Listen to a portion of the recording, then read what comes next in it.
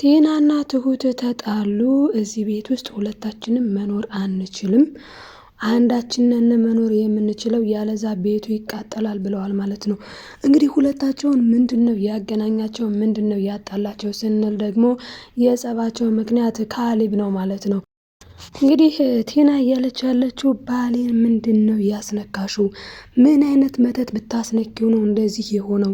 እንደዚህ እኔን ጠልቶ አንቺን እንዲያፈቅር ያደረገው? በዛ ላይ ምንድነው የምታሽቃብጪው?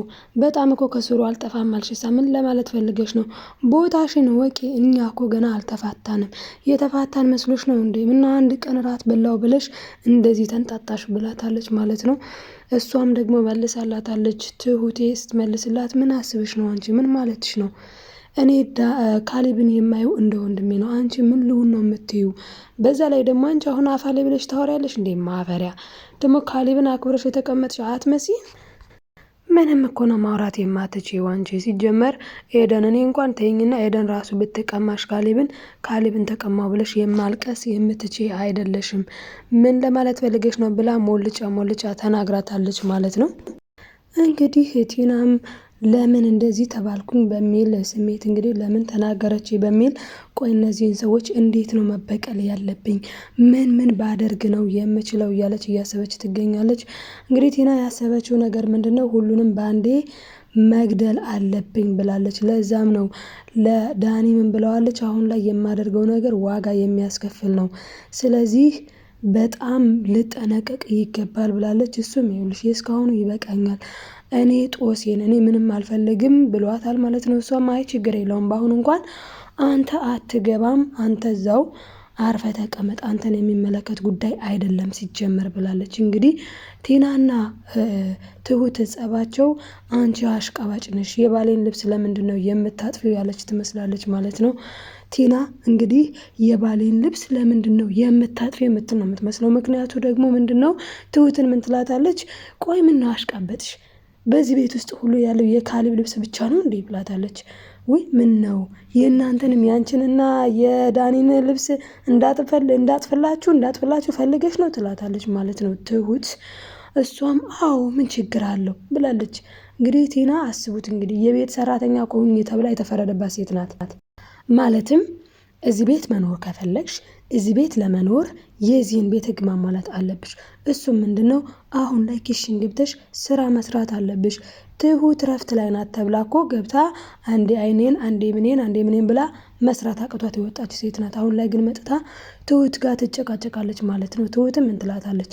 ይኸውልሽ ከኔና ከአንቺ ይልቅ አሁን በዚህ ሰዓት እኔ እዚህ ክላስ የመግባት ኃላፊነት አለኝ፣ የመግባት መብቱ አለኝ ብላታለች ማለት ነው። ቲናም ስትመልስላት አዎ መግባት ትችያለሽ፣ ግን ጽዳት ለማጽዳት ነው እንጂ መቼም ይኸውልሽ ካሌብን አገኘዋለሁ ብለሽ እንዳታስቢው እንዳትመኙ። መቼም ቢሆን አንቺ ካሌብን ልታገኙ አትችይም።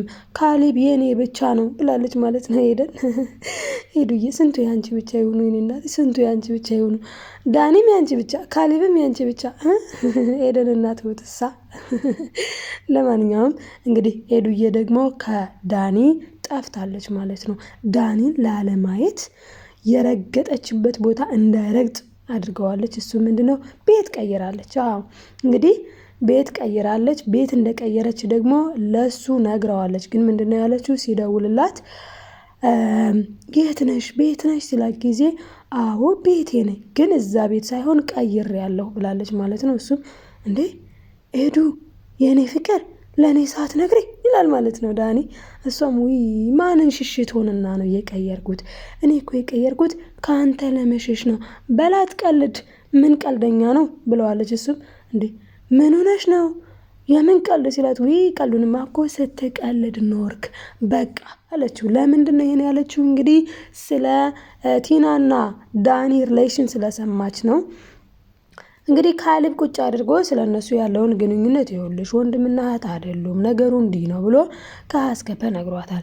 ስለዚህ በዛ ምክንያት እሷም ደግሞ ስለዚህ ከዚህ ሰው ነው መራቅ አለብኝ ብላ ራሷን አሳምና ከዳኒ ራሷን አረቃለች ማለት ነው። ለዛም ነው ቤት የቀየረችው።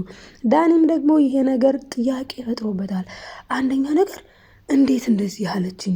ቆይ ምንድነው? ምን ሆነሽ ነው? አትናገርም ግን በቃ ከአንተ መራቅ ፈልጌ ነው ቤት የቀየርኩት ያለችው ሀሳብ ገብቶታል።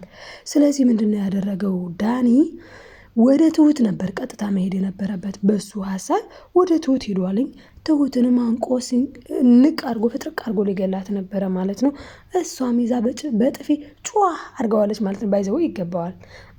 ዳኒ ጥፊ ሲያንሰው ነው። ምክንያቱም ካልን አንደኛ ነገር ትሁትን እንደ ሰው አያይዋትም ጋይስ። እንደ ሰው ቢያይዋት ኑሮ ፊቷ ነውረኝነት ነገር ባላረጉ ነበር።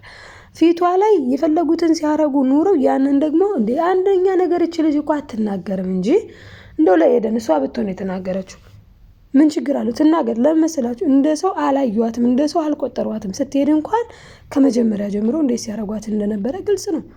ስለዚህ አሁን ዳኒ ሄዶ ጠይቋታል ማለት ነው። ምንድነው ያላት? ቆይ ለኤደን ያልሻት ነገር አለ፣ እሱን ነገር ተናገሪ ብሏታል። እሷም እንግዲህ እኔ የማውቀው ነገር የለኝም፣ እኔ ምንም አላቅልም፣ ራሷን ሄድና ጠይቃት ብለዋለች ማለት ነው። እሱም በጣም ጨንቆታል። በጣም ነው የተናደደውም፣ በጣም ነው የተጨነቀውም። ከዚያም በመቀጠል እንግዲህ ዳኒ ወደ ሳሎን ሄዶ ነበረ። ዳኒ በጣም ተክዟለኝ፣ ገብቶ በጣም ነው እየተከዘው።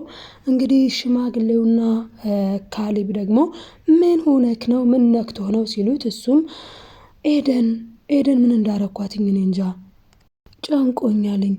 ቤት ቀየረች ለእኔ ሳትነግረኝ፣ ደግሞ አሁን ጭራሽ ስልኳን አይሰራልኝም፣ ቤትም እንደቀየረች ነገረችኝ ብሎ በጣም እያዘነ ነበረ። እና በዚህ ሰዓት እንግዲህ ያው እሱ አልገባውም እንጂ ሁለቱ ያው እየሳቁበት ነው ማለት ነው። እንዴ ስልኳ አይሰራም? ኧረ ስልኳ ይሰራል፣ ለእኔ ደውላልኝ ነበር አሉ ሽማግሌው ቀድመው።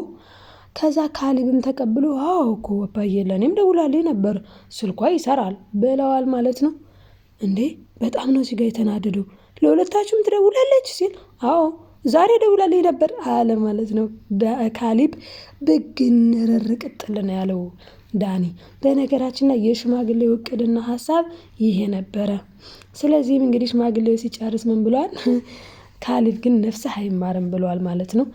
እና ግን የት ሄዳ ነው ቆይ ሲል ጊዜ ካሊብ አባባ ምን ብለዋል?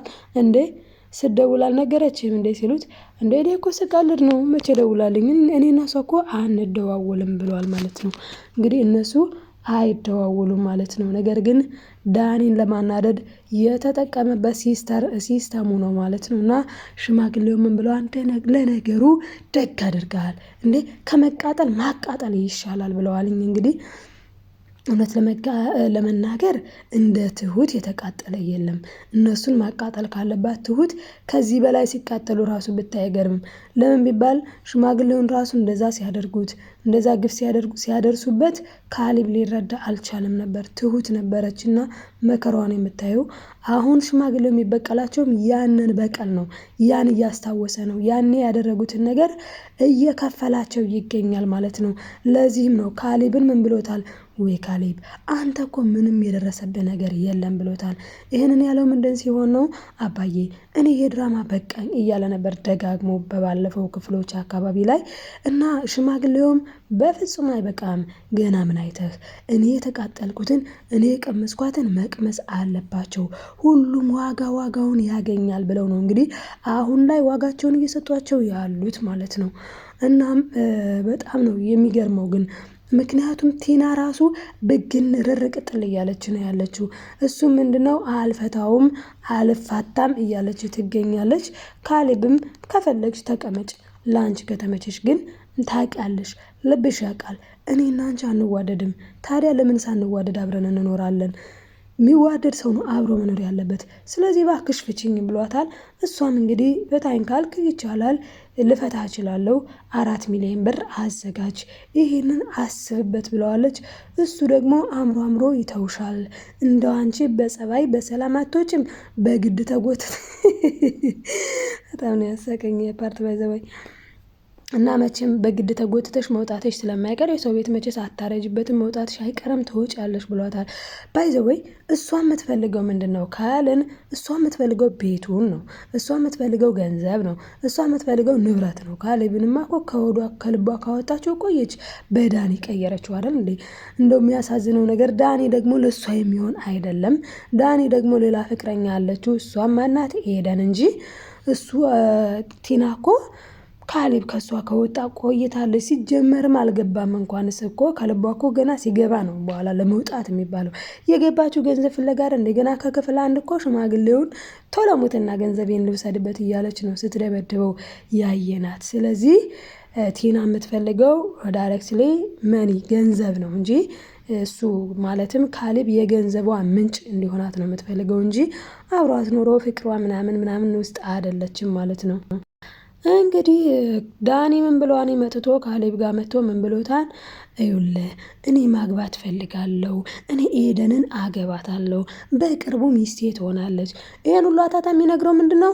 አይኑን ከኤደን ላይ ካሌብ አይኑን እንዲያነሳ ነው። ነገር ግን አይሳካለትም። ለምንድን ነው የማይሳካለት? ምንም እንኳን ለዳኒ ጦሩ ወይም ለዳኒ ችግሩ ለዳኒ በጣም ልቡን የሚሰብረው ካሌብ ኤደንን ሲያገባ ቢሆንም ነገር ግን አባባ ደግሞ ምን ብለውታል ለካሌብ? ከቻልክ ኤደንን አግባ፣ ያለዛ ሁሉም ትሁት ላይ አይናቸውን እንዳያደርጉ ማለትም ትሁትን እንዳይበቀሏት ከቲና ወዳጆች ማለትም ከቲና ጓደኞችም ቢሆን አንዷን ዞሮ ዞሮ በዚህ ቤት ላይ ሰርግ እንዲሰረግ እፈልጋለሁኝ። ድል ባለ ሰርግ ማግባት አለብህ። እኔ ጨርሻለሁኝ። እኔ ስራዬን እየሰራሁ ነው። አንተም ስራህን ስራ። ተፍ ተፍ በልና አንዷን አምጥተህ አግባ። አንድም በተለይ ደግሞ ኤደንን ከገባ እንኳን ለትዳርም ለማቃጠልም ለሁለቱም ነው የምትሆነው። አንደኛ እነሱ በቁማቸው ሲበግኑ አያለው። ሁለተኛ ደግሞ ልጅቷ ትዳር የምትፈልግ ናት።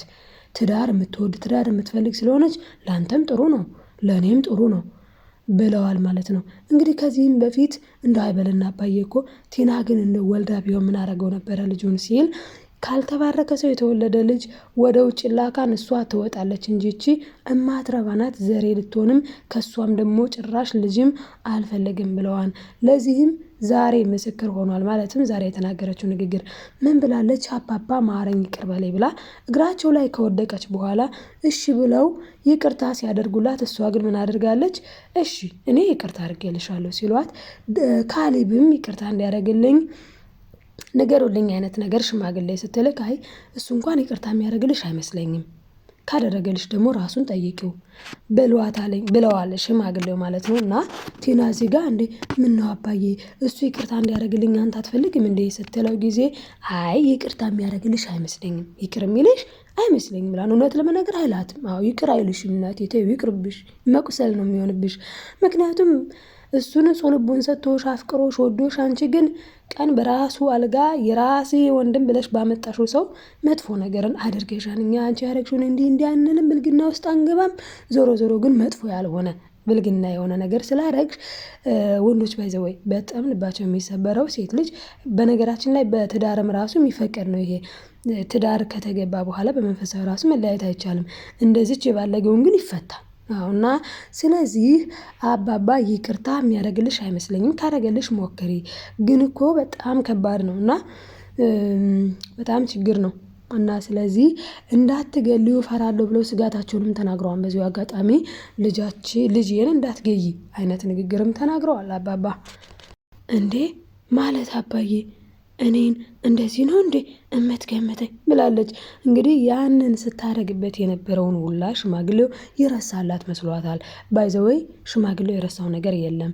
ለምን ያን ውሃ አምጥታ የምታጠጣ መስላ ጭንቅላቱ ላይ ስትገለብጥበት ምግብ አበላሁት ብላ በአፉ በፊቱ ስትለቀልቅበት የነበረውን ሁሉ አሁን እሷ የምታውቀው እንደረሳ ነው። እሱ ግን 0 ራሱ አልረሳም ማለት ነው። እና ስለዛ ነው አሁን እየተበቀለ ያለው ማለት ነው።